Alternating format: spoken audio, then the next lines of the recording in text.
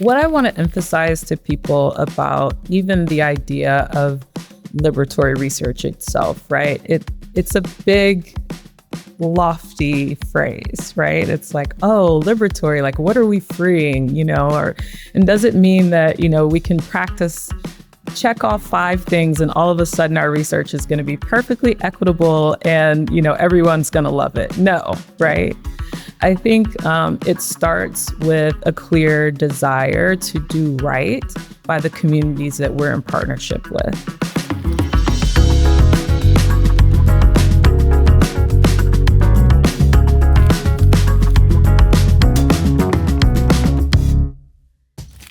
Welcome to System Catalyst, the show that cracks the code for making the world a better place.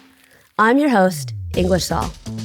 Today, I am joined by Dr. Zuri, the founder and CEO of Social Insights Research. Zuri is a sociologist, licensed mental health professional, and yoga teacher.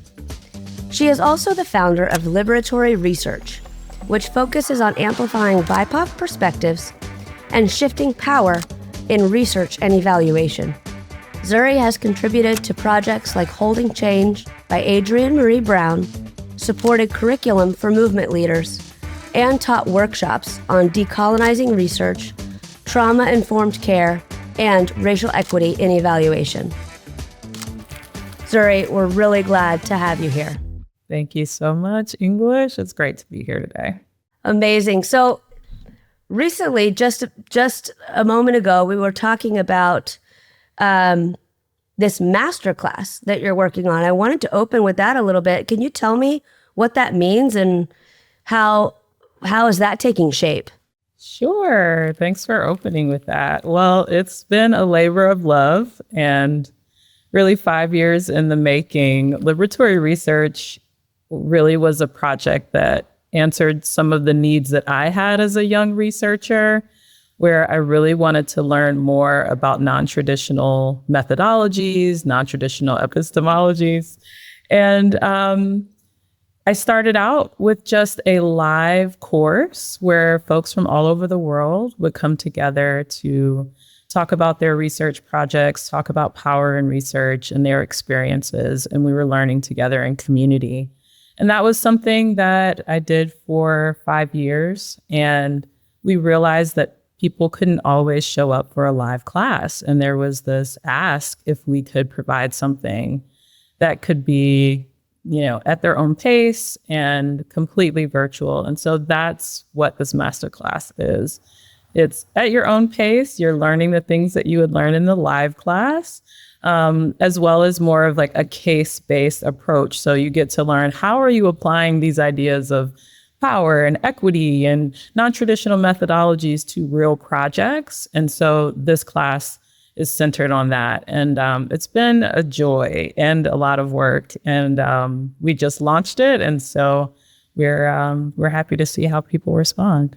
Amazing. This sounds, I remember first being introduced to you and hearing a lot about these different methodologies, that in a lot of ways were so different from my graduate school experience, right? Of how to understand measurement and how to think about things. And so I'm really excited to take this course. We'll have to link it into the show notes so that other people can check it out as well. Yes. Maybe let's shift gears for a minute. Tell us about liberatory research. Tell us about what led you to create and found that. Yes, thank you. Liberatory research is really about community and education. And as someone who is a lifelong learner, I understood that there are folks who are professionals who are great at what they're doing at many different levels and who are still eager to improve and to do work that serves their communities. And I could not find a place where people were having these conversations about power in research and non-traditional methodologies, indigenous research. What did it look like to actually do research in a way that honors the knowledge of the communities that we're gathering data from? So these were conversations that I knew I wanted to have, that people in my community and other researchers and evaluators were saying that they wanted. And I said, okay, well, why not just create the space and then research, and evaluation conversations that I wanted to have. Now there was a place to have them, and doing that questioning work. I think you want to be doing that with others who understand you, because often we work in institutions where what the traditional methods, the way that we approach evaluation as this positivist frame, the idea that institutional priorities are the only priorities that matter. It's hard sometimes to start questioning that when the rest of the folks on your team or, at your university or at your job are not at all concerned with that. So liberatory research provides the space for that. And it's just been amazing. And we've had folks from all over the US and around the world as well come together to talk about these challenges and to innovate together. That's amazing. Can you tell us a little bit more about what happens in that space? Like, what are some of the conversations that bubble up and come to light that you've witnessed that, I don't know, even sort of strike you as like, oh, that's interesting. I hadn't thought about it that way. Mm-hmm. One comes to mind in our cohort. I think this was about a year and a half ago. We have all sorts of folks who join us. So students, professors, philanthropic professionals. So it's really an interesting group. And one of our folks who was a professor was sharing about a project where they were working within a local community, and that community had elders that were gatekeepers. And that came up from them doing some early background research. And they decided to go to these elders and talk to them about their research project first before initiating data collection. And what they learned from that was they didn't even know some of the places that would be ideal for them to talk to people. And they would not have had that information otherwise. And there was also a big gap in trust, because there had been so many researchers, universities that had been coming into these neighborhoods, asking questions, over-researching folks, and the trust just wasn't there. But because they took the time to discuss something, very honestly, propose it to someone who had community trust, that trust was then extended to them. And it impacted how vulnerable people were willing to be in their project. And so those are the type of stories that help us to rethink the way that we're taught research should be done. And I don't know if I would have had that story otherwise if it wasn't for being in that space. It was a really beautiful example of how we can do things differently and still have rigorous methods. So can you tell us a little bit about, what really does social insights do? Like when you connect with a partner or you have a client, how do you sort of come into that relationship, and what is it that social insights provides from a research perspective for that partner?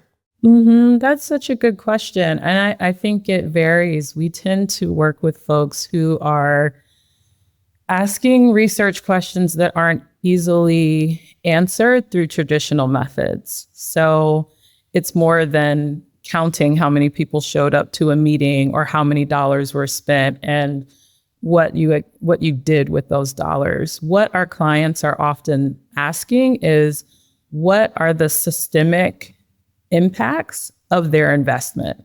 So they want to know, I invested, this organization invested, for example, $30 million into birth justice in the South and the Midwest. What did that mean? How did that impact networks? How did that impact relationships? How did that impact policy?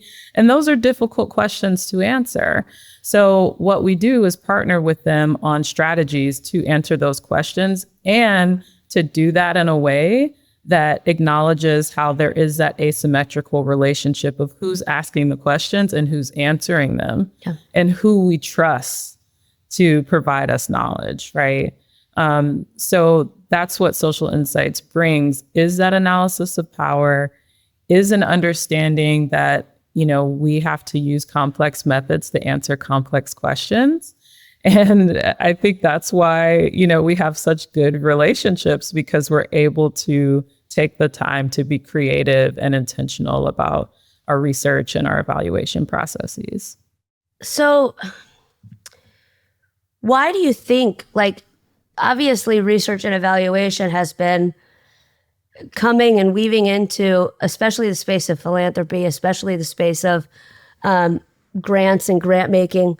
What has changed? Why do you think that it feels so important at this moment in time to have trustworthy and transparent and complex processes, even more now?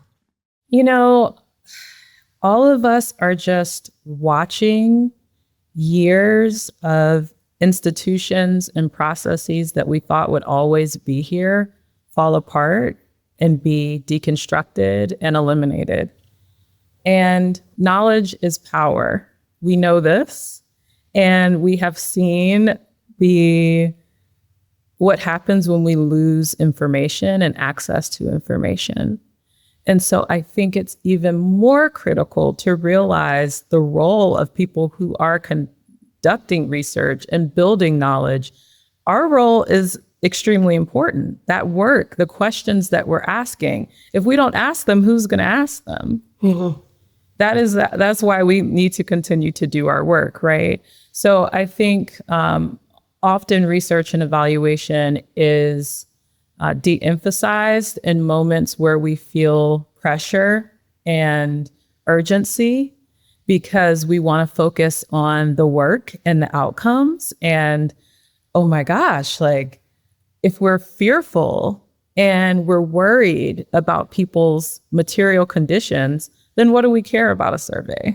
What do we care about, we'll get to that later. We'll do that assessment later. We'll get the evidence later. So that can be a default, but it's very dangerous if we take that route, because what happens when we are under pressure is that people innovate, and they find out ways to address problems and pivot and come up with solutions that often happen so quickly that if we're not in a habit of documenting that and understanding that, we'll miss it.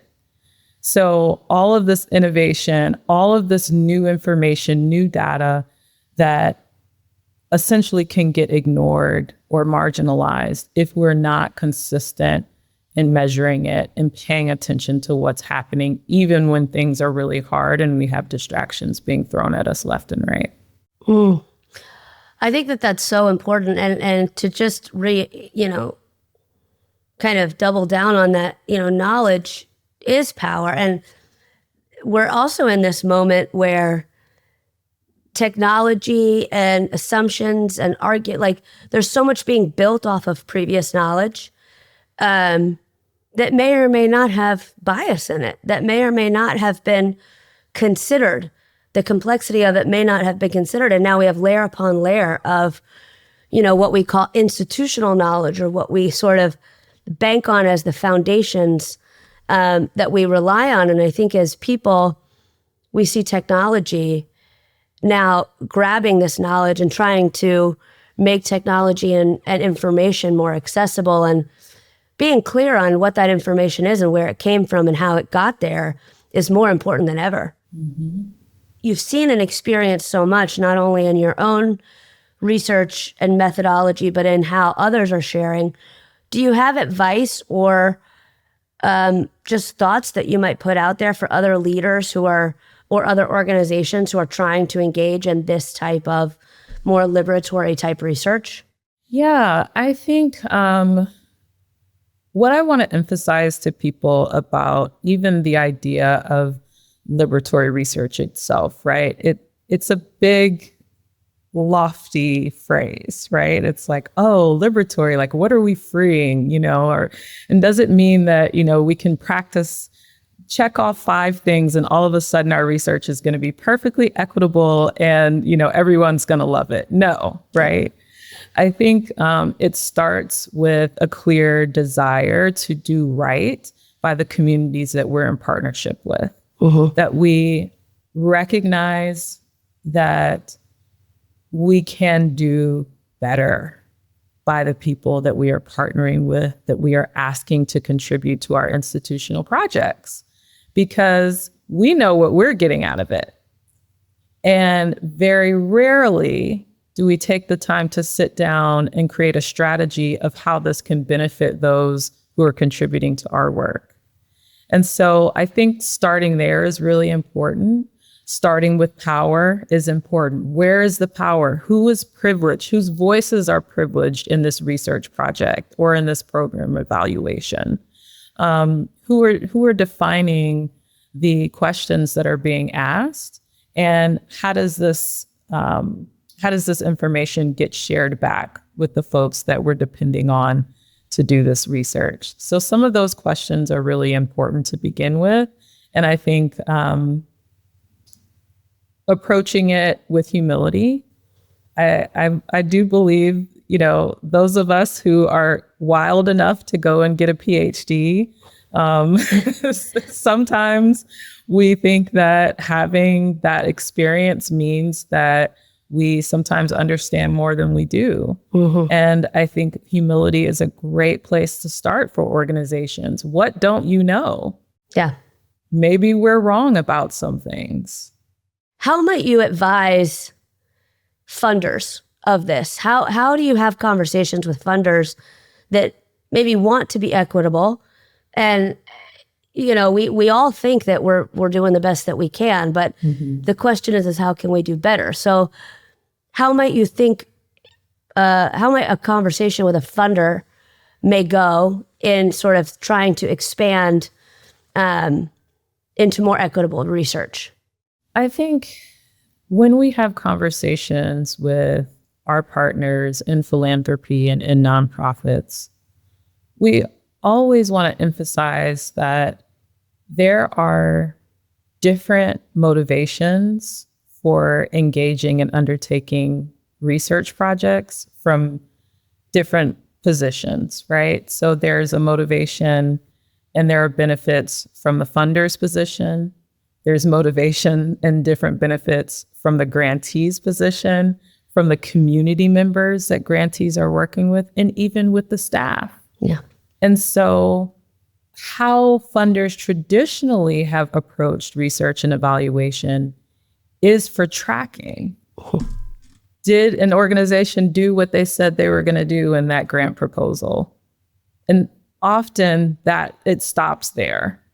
And we should be seeing this as an opportunity to learn and be in collaboration. And to do that, you have to start with understanding that we can't assume that we know what everyone's needs are or how it benefits folks in different positions. And so asking those questions up front.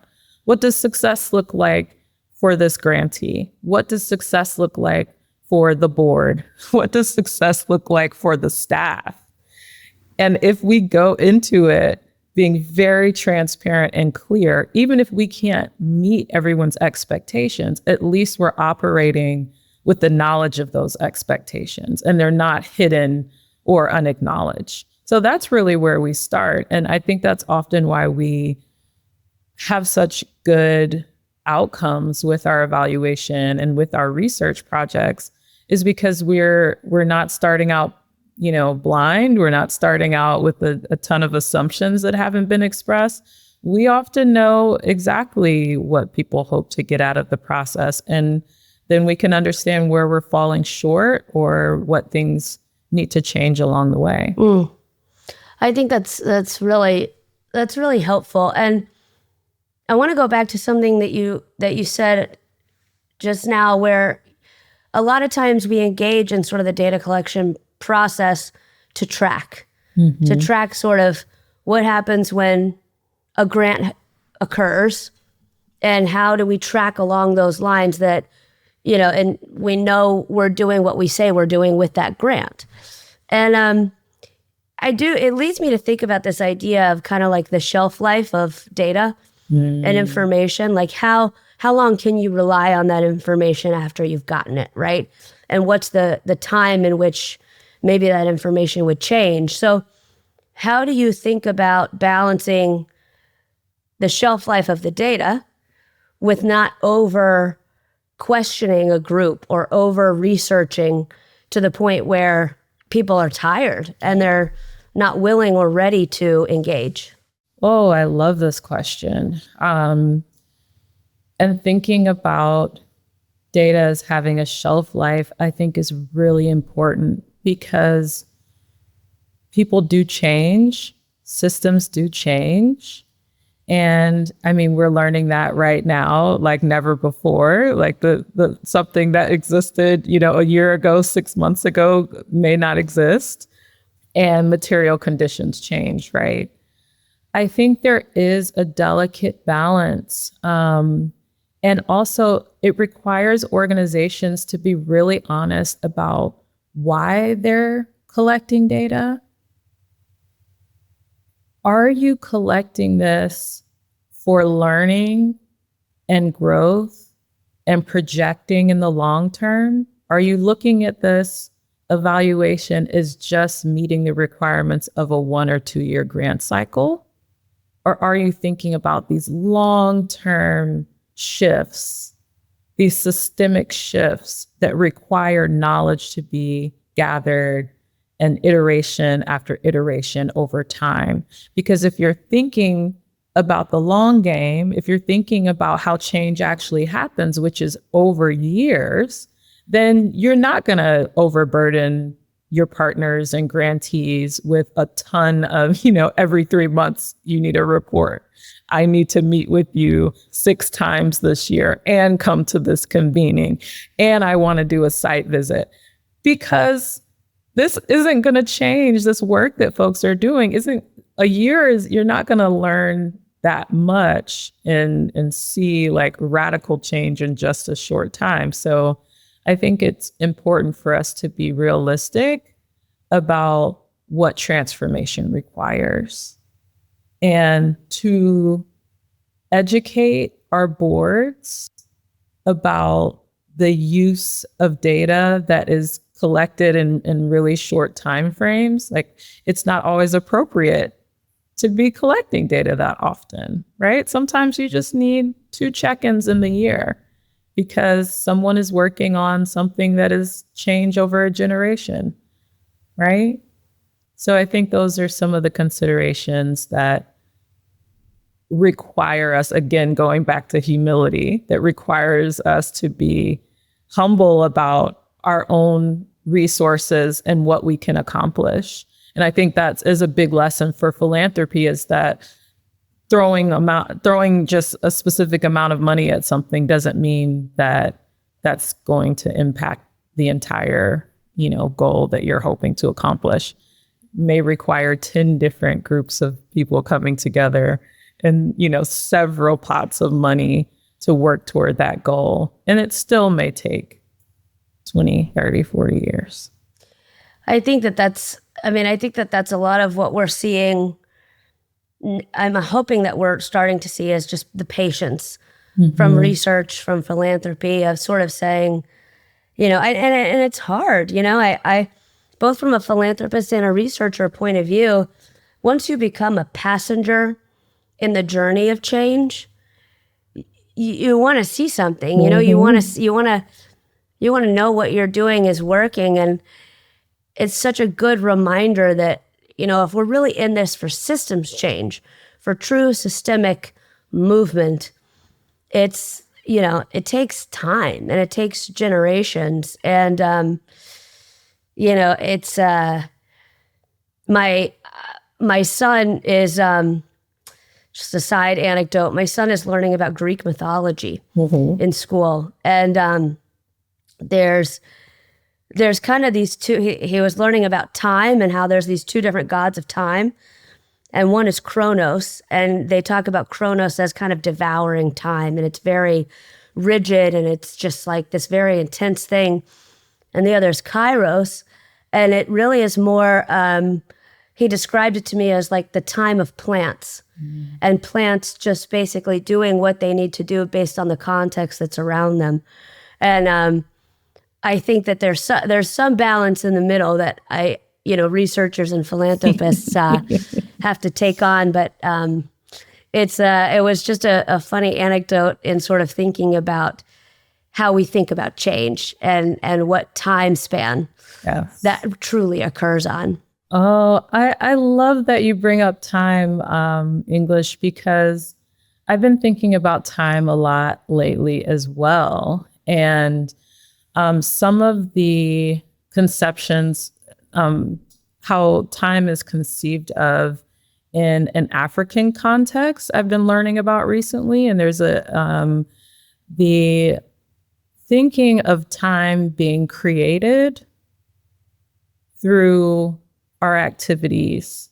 And the more that you're doing in community and the more activity you have, and when you're involved in ceremony, that is creating time. And it's less about projecting into the future and more about what we're creating in the present. And then once that present moment is gone, it's gone. So I've been thinking a lot about what we're doing in a moment that feels very unpredictable and full of pressure to create the time that we need to do the things that we see as valuable. So creating time, if I think about doing that in research and doing that in what I'm passionate about, right? That means, I need to be bringing more people together to think about how we make time to ask those questions that we're tempted to ignore right now. And I believe that we do that in partnership with others. I think that's a really fascinating way to think about it. And I can imagine that you, not only as a leader in the space, but a leader as your own organization, how are you thinking about that with even the people that you work with? And I love this idea of ceremony. And I love this idea of how do you intertwine that in the day-to-day of the what feels like an unmatched pace. Mm-hmm. Like it feels like we're just going at a pace that it's crazy and it's unsustainable. And how do you think about incorporating that idea of gathering and ceremony, even just in your own life and in your own organization? Yes, it is something that we think about a lot, because relationship is still at the foundation of my leadership approach.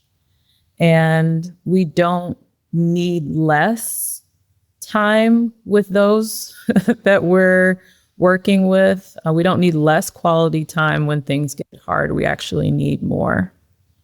And at the start of 2025, our motto for that year became that this is more than a phase.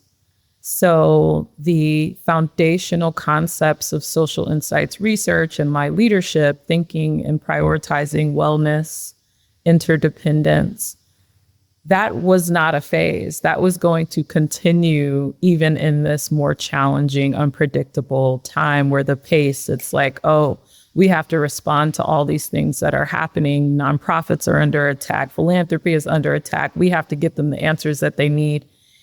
Even in that, the chant for me internally was come close, come close, come close. Because I actually need that support to stand up tall and respond to the moment. Because I invested in my relationships, that was what was going to give me the strength that I needed to meet all of these deliverables and answer hard questions for my clients. I didn't want to do that from a place where I felt under-resourced or alone. So that has been a through line through the birth of the business in 2018. And I'm grateful that we've stayed committed to that. And the entire team has really seen how it can support us. And we continue to have our retreats. We continue to do something called no meeting weeks. So with the rush of deliverables and demands, we actually implemented a regular no meeting week every quarter, where we actually take downtime to just focus on our writing, our reading, our reevaluating where we are with our projects, instead of, having 10 different one-on-ones during the day. So it's been something that our team has really appreciated. That's amazing. And how, as I think about that, as somebody who's been and worked more in sort of the corporate world, and one of the things that I find the hardest to do is hold those boundaries. Yes. To protect that time and to protect that ceremony. How do you find that? How do you find holding that boundary and even with your team demonstrating that? Because being a leader, if you as a leader, and I know this from personal experience, can't hold the boundary, you're not reflecting on your team or your community or whomever it might be, that they can hold the boundary to truly protect that time and how important that is. So how does that come to you? How has that habit been trained for you? Thanks for that question. I think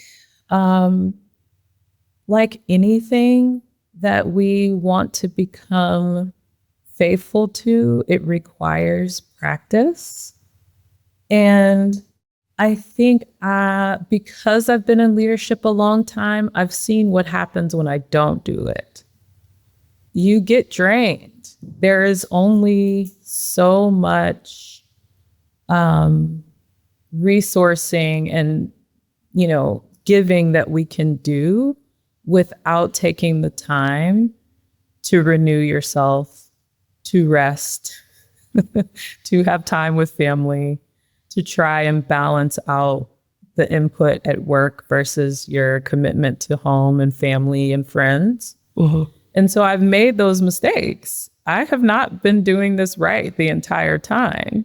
But I think my practices, yoga, somatics, is in a completely different realm, right? It's a completely different practice than business and capital and, outputs.